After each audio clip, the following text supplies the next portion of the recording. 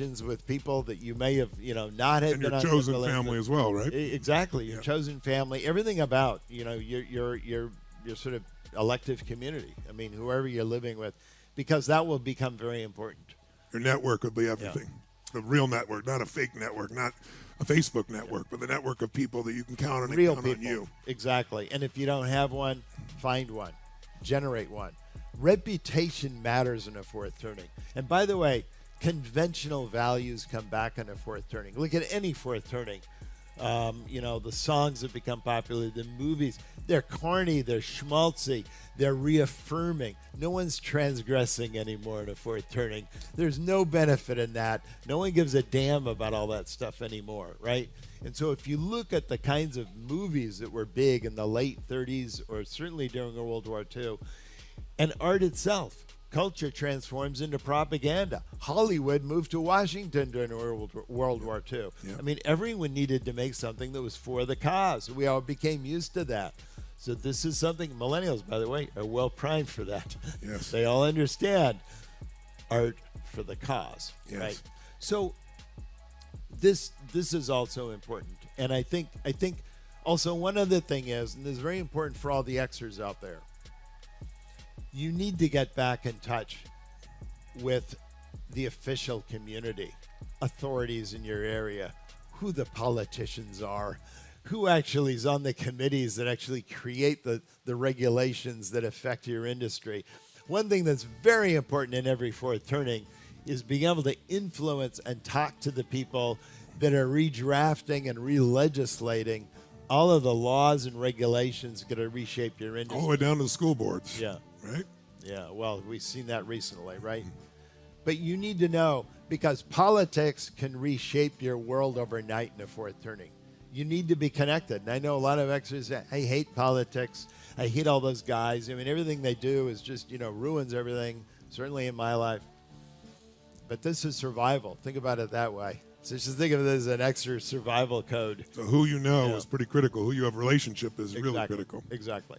So these are, I don't know, these are the things that I think are important. How do we know when we're coming out of a fourth turn? By the way, now that we've uplifted you all with your future, compelling future, but isn't it better to know and anticipate than to get struck and react? Yes?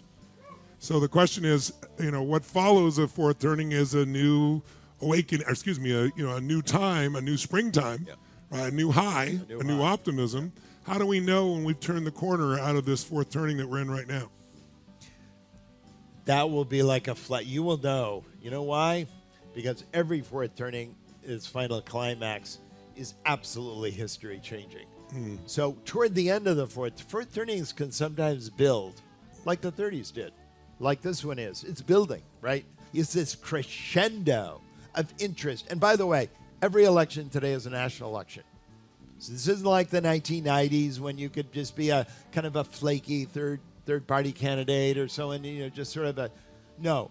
Everything now is you're either red zone or blue zone. I don't care if you're running for dog catcher, you're running for on the school board. It's all now polarized because the only thing that matters now. By the way, it's not like the 1990s. There are a lot of arguments, people trying to persuade other people to change your mind. I'm in Washington, D.C. I mean, that's where I am, politics. No one in D.C. is anymore arguing with each other. Why? They They've don't already talk to made each up their minds. They've made up their minds. There's no, and it's amazing. Do you think that, so Tip O'Neill and... Those and, guys used to fight like hell Yeah. in Congress and go have a beer together. Yeah. Now they don't speak to the other side. They don't speak. They don't They're evil. socialize. They have nothing to talk about. They have and you can understand they have nothing to talk about. They're in completely different worldviews, and their visions of America's future are mutually exclusive, right? And by the way, this is the danger point for civil war. You talk to Barbara Walter, who's the biggest, she just wrote a book on it. She's the biggest scholar of civil wars.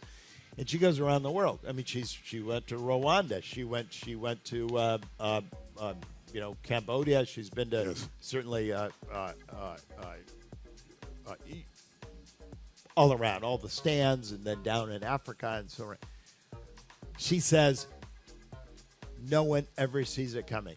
She's interviewed I don't know how many people. She said they never think it's going to happen in their country, right? And this is You've something seen else this that country become more regional, people moving in mass to where they're more aligned with other people, whether it be blue states or red states. if you poll people today, you will find that of all the people they don't want to live with, right?